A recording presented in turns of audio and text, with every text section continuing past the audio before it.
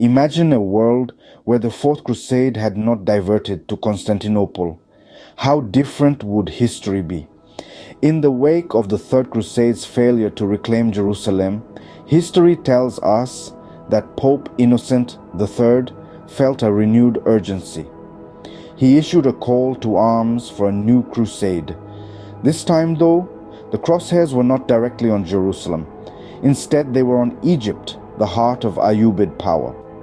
The strategy was to weaken Muslim control over the Levant, setting the stage for Jerusalem's eventual recapture. The Republic of Venice, a maritime powerhouse, stepped in to bankroll and organize this ambitious venture. They supplied the Crusaders with transportation and provisions in return for a hefty fee.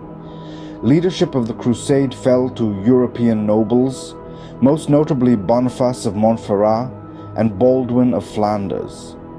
But as we know, the best laid plans often go awry.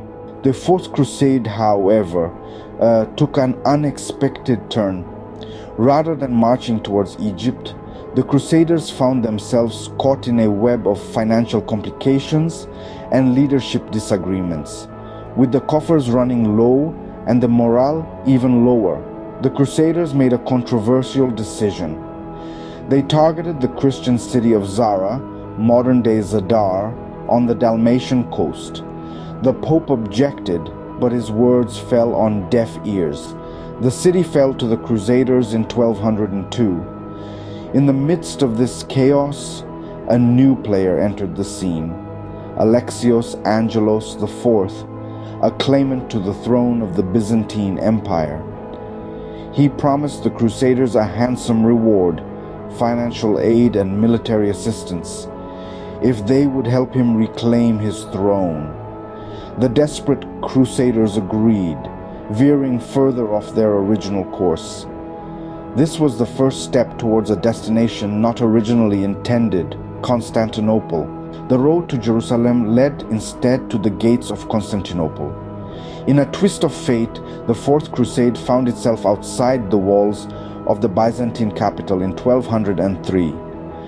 Despite fierce resistance, the city fell to the Crusaders in April of the following year.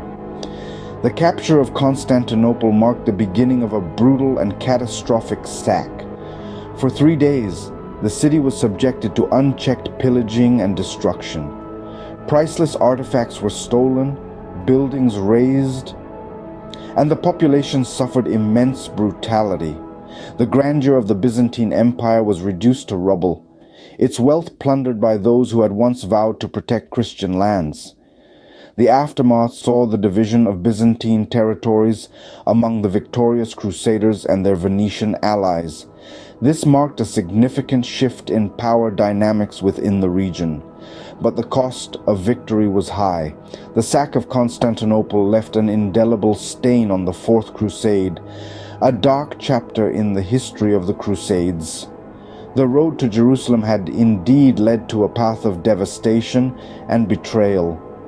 This marked a dark chapter in the history of the Crusades.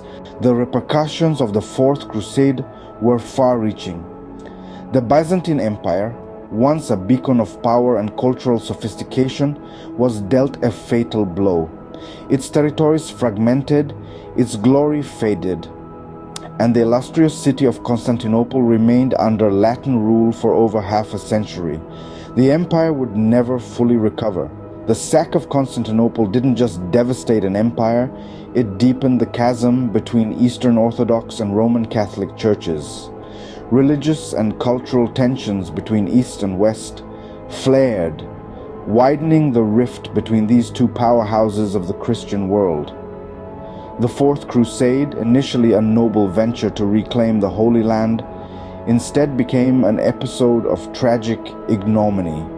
It's remembered not for valorous knights and glorious victories, but for political intrigue, greed, and betrayal.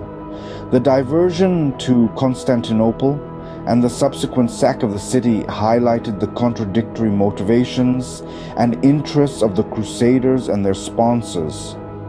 The Fourth Crusade, a venture intended to reclaim the Holy Land, instead became a symbol of the complexities and contradictions of the crusading era.